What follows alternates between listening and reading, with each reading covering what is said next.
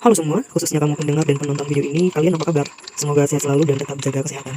Kembali lagi di channel YouTube saya. Pada kesempatan kali ini saya akan sharing kepada kita tentang apakah belajar itu hanya bisa didapat di sekolah formal saja?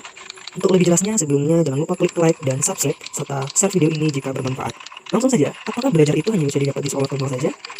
Judul ini bukan berarti mengandung makna bahwasanya belajar tidak bisa dilakukan di sekolah. Tapi dari judul ini akan menjelaskan kepada kita lewat saya, belajar itu tidak selamanya hanya berhenti di bangunan sekolah saja. Tapi belajar itu bisa saja terjadi di mana-mana, di rumah, di jalan, di tempat ibadah, dan di berbagai kalangan. Nah, kalimat ini mendukung ya bahwa semua tempat adalah sekolah. Dan kita juga tahu bahwasanya di Indonesia sendiri ada 3 jalur pendidikan, meliputi pendidikan formal, informal, dan non-formal. Jalur pendidikan ini sendiri merupakan wadah ataupun alternatif bagi masyarakat untuk mendapatkan pendidikan, ataupun wadah belajar masyarakat untuk mendapatkan pendidikan. Nah, saya rasa mungkin teman-teman sudah tahu ya, pendidikan formal itu apa, informal itu apa, dan non formal itu apa. Nah, namun pada hari ini sedikit saya jelaskan bahwasanya pendidikan formal itu adalah proses belajarnya itu biasanya cenderung dibatasi dengan umur dan menuntut gedung dalam prosesnya. Bentuknya ya seperti SD, SMP, dan SMA. Yang kedua, pendidikan informal. Nah, pendidikan informal sendiri adalah wadah belajar utama yang didapatkan dalam keluarga. Dalam arti pendidikan utama itu belajar itu utama dan pertamanya didapatkan dalam keluarga. Yang ketiga, pendidikan formal sendiri adalah pendidikan di luar formal. Dalam arti, belajarnya itu bisa saja terjadi di mana-mana. Ataupun lebih spesifik dapat dikatakan bahwasanya proses pendidikannya ataupun belajarnya itu terjadi di luar sekolah. Nah, satu hal yang paling penting dari pendidikan formal ini yaitu tidak membatasi umur dan tidak menuntut gedung. Tapi yang terpenting adalah bagaimana proses belajar itu bisa tersampaikan dan berlangsung. Nah, bagaimana? Sudah ada gambaran kan bahwasanya belajar itu tidak hanya didapat dari sekolah formal saja. Nah, kembali lagi saya ingatkan bahwasanya proses belajar itu bisa saja diperoleh di mana-mana. Dan banyak juga media belajar yang dapat membantu kita untuk belajar tentang suatu hal.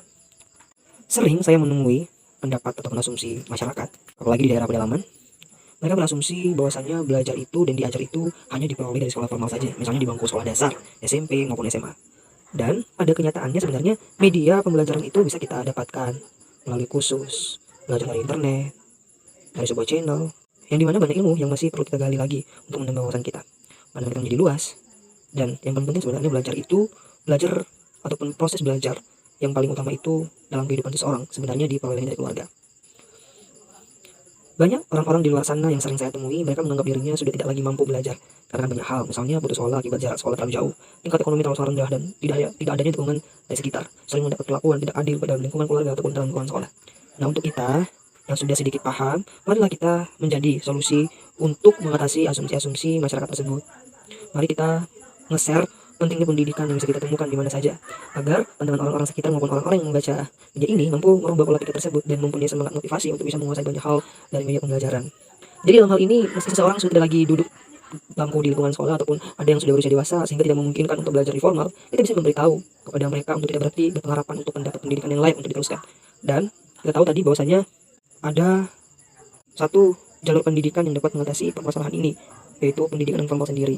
Nah, dan ini merupakan usaha dari pemerintah yang sudah menerapkan fungsi dari pendidikan formal itu sendiri. Nah, pendidikan non formal ini di dalamnya ada istilah PKBM. Nah, PKBM itu teman-teman sekalian singkatan dari Pusat Kegiatan Belajar Masyarakat. Jadi ini adalah wadah ya bagi masyarakat untuk mendapatkan pendidikan kembali. Contoh program yang ada dalam PKBM ini seperti adanya pendidikan kesetaraan, atau kata lainnya itu paket kesetaraan. Ada istilah paket A, paket B, paket C. Nah, paket A ini setara dengan pendidikan SD, paket B ini setara dengan pendidikan SMP, dan paket C itu setara dengan pendidikan SMA. Dan perlu saya ingatkan bahwasanya pendidikan kesetaraan itu tidak bisa dipandang sebelah mata. Lulusan pendidikan kesetaraan itu legalitasnya dan kapasitasnya sudah sama dengan lulusan pendidikan di sekolah formal. Lulusan pendidikan kesetaraan itu ya merupakan alternatif bagi masyarakat untuk mendapatkan pendidikan kembali, sehingga kesibukan kelompok kerjaan sekalipun usia maupun jarak tidak menjadi penghalang. Jadi masih banyak kemungkinan dan peluang untuk mendapatkan pendidikan yang layak di berbagai kalangan. Karena belajar itu tidak pernah mempunyai batasan. Jadi mari sama-sama belajar. Oke, demikian video dari saya, sharing dari saya. Semoga video ini dapat bermanfaat dan menambah wawasan kita semua. Selamat malam.